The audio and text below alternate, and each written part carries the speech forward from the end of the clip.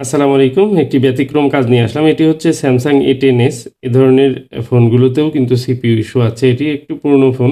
তো এই ফোনটির পাওয়ার আনার জন্য বিভিন্ন ধরনের কাজ করা হয়েছে অলরেডি। ডেড ইস্যু রয়েছে এই ফোনটিতে। তো এটি হচ্ছে সিপিইউ থেকে সমস্যা হওয়ার সম্ভাবনা কিন্তু বেশি। পাওয়ার সেকশন সম্পূর্ণ কমপ্লিট রয়েছে। তো এবার সিপিইউ রিবোলিং করার জন্য আমার কাছে মূলত এটি হ্যান্ডওভার করেছে। আমি ট্রাই করব যে এই ফোনটির সিপিইউ রিবল করে ফোনটি অন হয় কিনা সেটি দেখব। মূলত এ ধরনের ফোনগুলো যদি কোনো সময় ডেড হয়ে যায় বা বিভিন্ন সমস্যা করে, হ্যাঙ্গিং লোগো আসে বা টাচে কাজ করে না, এ ধরনের সমস্যা হতে পারে এই ফোনটিতে। কারণ এই ফোনটির যে প্রসেসর রয়েছে, এই প্রসেসরগুলো কিন্তু একটি ফল্টি প্রসেসর। Samsung A03s বা এই টাইপের অনেক ফোন রয়েছে যেগুলোতে এই প্রসেসরটি ইউজ করা হয়েছে। যেগুলোর বিভিন্ন সমস্যা হয়ে থাকে, ফোনগুলো ডেড হয়ে যায় বা ফোনটি দেখা যায় টাচ কাজ করে না, এই ধরনের সমস্যা হয়। তো আমি ফোনটির যে সিপিইউটি সেটি কিন্তু রিমুভ করে নিলাম। তো সিপিইউ রিমুভ করার পর মাদারবোর্ডটি ক্লিন করে নেব। ক্লিন করে তারপর আ সিপিইউ ক্লিন করব। সিপিইউ ক্লিন করে ইনস্টল করলে ফোনটির যে ডেড ইস্যুটি সেটি সলভ হয় কিনা দেখব। আরেকটি বিষয় হচ্ছে যে Samsung এর এ ধরনের ফোনগুলোতে কিন্তু অনেক সময় eMMC খারাপ হয়ে যায়।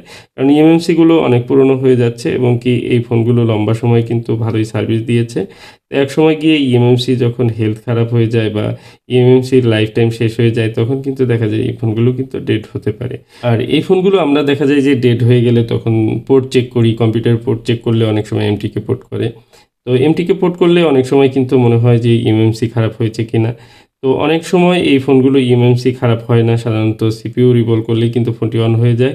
তো এই ফোনটি সিপিইউ রিবল করে ফোনটি অন না হলে তখন কিন্তু eMMC চেক করতে হবে বা eMMC-র ফল্ট হতে পারে। তো আমি সিপিইউটি ক্লিন করে নিচ্ছি এবং কি খুব সুন্দরভাবে সিপিইউটি ক্লিন করে নিতে হবে যেন স্ক্র্যাচ না পড়ে। তো আমার সিপিইউ ক্লিন শেষ। এবার আমি রিবোল করছি এবং রিবোলিং কমপ্লিট হলে আমি কিন্তু মাদারবোর্ডে ইনস্টল করব। তো রিবোলিং এর জন্য আমি কিন্তু একটু শুকনা টাইপের পিপিটি ইউজ করছি এবং কি এক চান্সেই আশা করি রিবোলিংটি কমপ্লিট হয়ে যাবে।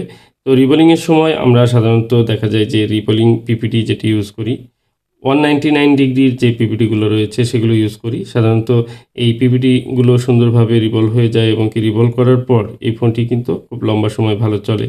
তো এবার আমি সিপিইউটি রিভলভ কমপ্লিট হয়ে যাওয়ার পর আমি ইনস্টল করছি এবং সিপিইউ এই মাদারবোর্ডের সঙ্গে ফিক্স করার সময় আমাদেরকে অবশ্যই সিপিইউর যে সাইডের যে ডট চিহ্নগুলো রয়েছে সেগুলো ঠিকঠাক মতো বসিয়ে তারপর সিপিইউটি ইনস্টল করতে হবে। কিছু, কিছু ফোন রয়েছে যেগুলোর সাইডে কিন্তু কোনো চিহ্নই থাকে না।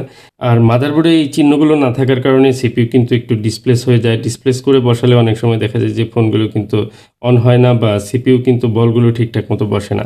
তো সেক্ষেত্রে অবশ্যই আমরা আগে এই বিষয়টি খেয়াল করে নেব। প্রয়োজনে একটু দাগ দিয়ে চিহ্ন করে নেব।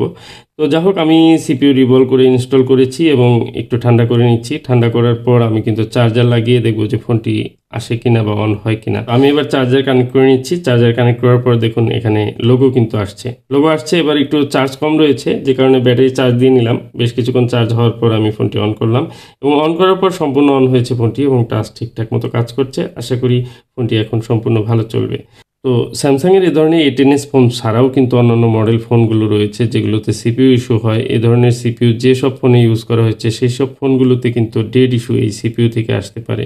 আর সিপিইউ রিলেটেড এ ধরনের কাজ পেতে চ্যানেলটি অবশ্যই সাবস্ক্রাইব করে রাখুন। পরবর্তীতে এ ধরনের ভিডিও পাবেন।